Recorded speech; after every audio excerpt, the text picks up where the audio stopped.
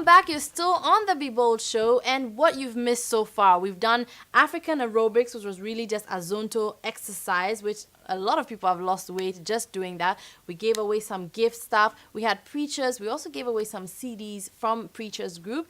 And what else? Well, we've done a lot, and that's not all. Moving on, this man really needs no introduction. He is one of the biggest artists of the moment here in Ghana. We went and spoke to EL. Let's have a look.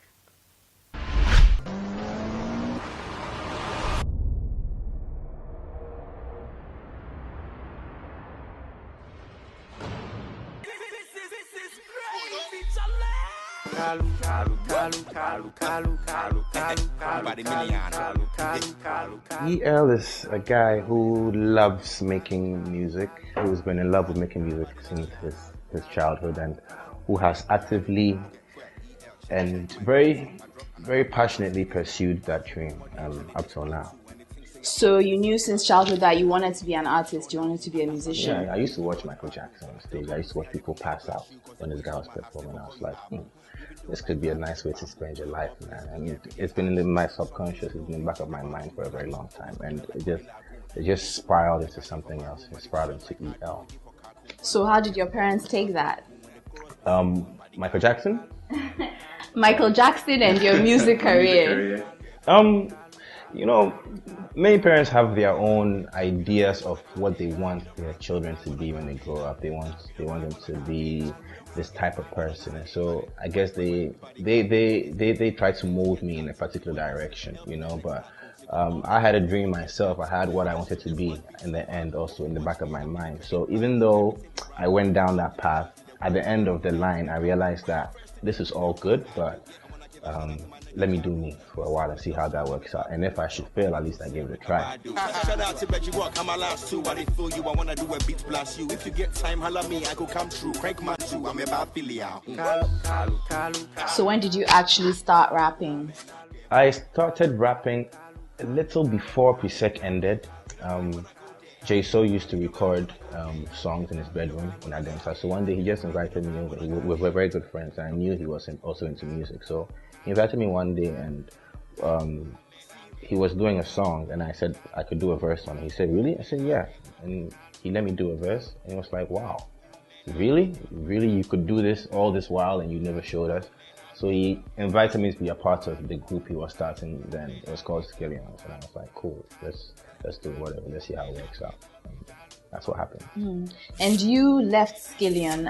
What happened with that? I didn't leave Skillions. Skillions, everybody just felt they had a different path to follow, even though we're brothers. We were very close friends. We'll do whatever it takes to keep that friendship intact. So for the people who don't know, you're also a sound producer. Yeah. Right? Yeah. Sound engineer and producer. There's a difference. Okay. There's a difference. Sound engineers actually engineer the song. They deal with the numbers, you know, they do the calculations and all that, draw the graphs and stuff. I don't really do that too much. I'm more of a producer. That means I do this stuff. I play the keyboards, and you know, I record the songs, and I direct the artist how to produce the song. But when it comes to the final, like the product of engineering the song, not so much. I'm trying to learn that, but not yet.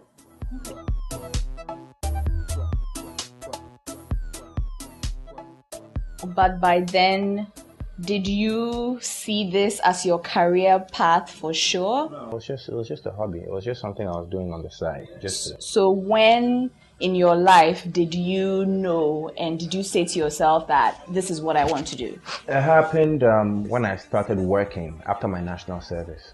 And I did my national service at the Ministry of Foreign Affairs, and I worked there for a while. Then I left, and I went to this this software designing company. And then I was like, wow, you're really doing this, yeah? You love making music, but you wake up at 4 a.m. every morning, get into traffic for 2 hours, drive to work, and have your boss give you stress. So I was like, I'm not really feeling this. And at that time, my friend Jay Foley had opened a studio in Asylum right down the road from here.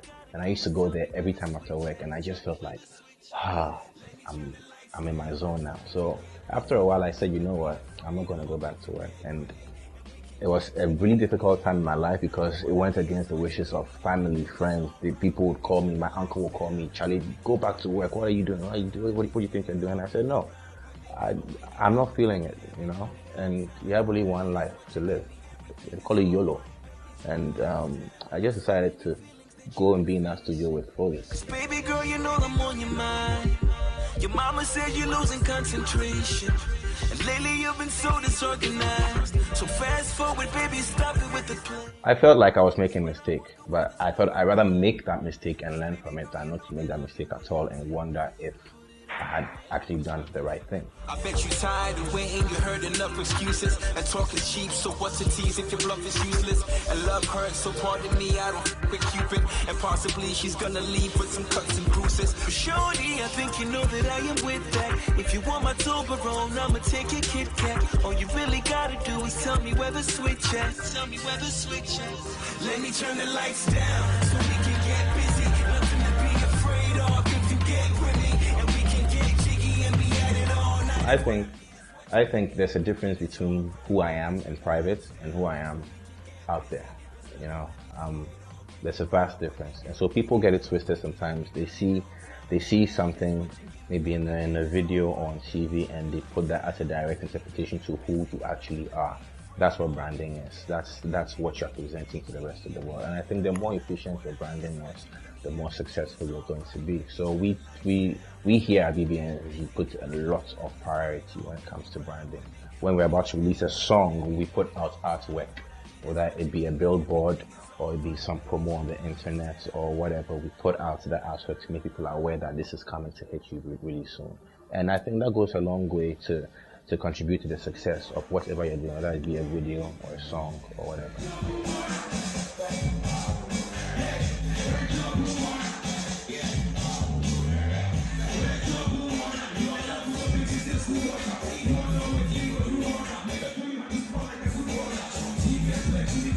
2012 music industry Ghana, what do we need to improve right now to get to the next level? It's a relative thing. I think, first of all, even from the smallest consideration, we don't even have unity amongst ourselves as artists. There are artists who are in Tema, they say we are Tema artists.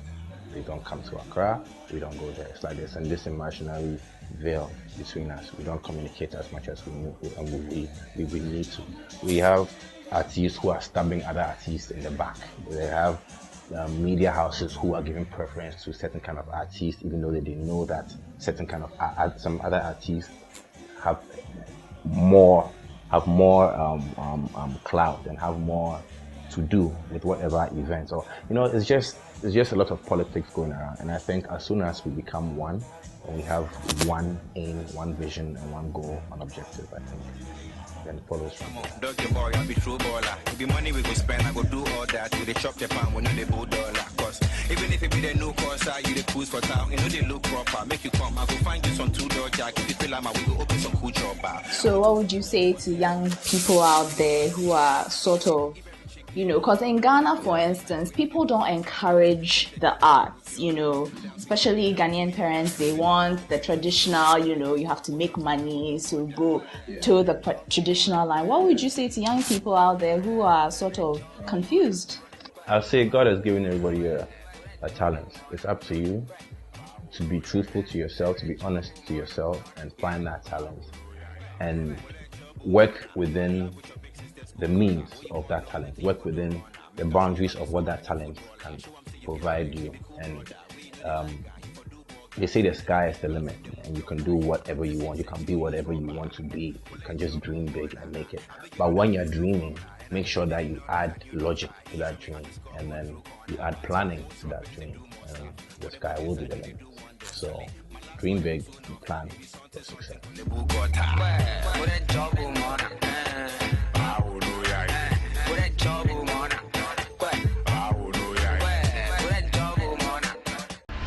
And that was EL, everybody. Oh yes, we watched him in action in his studio and everything.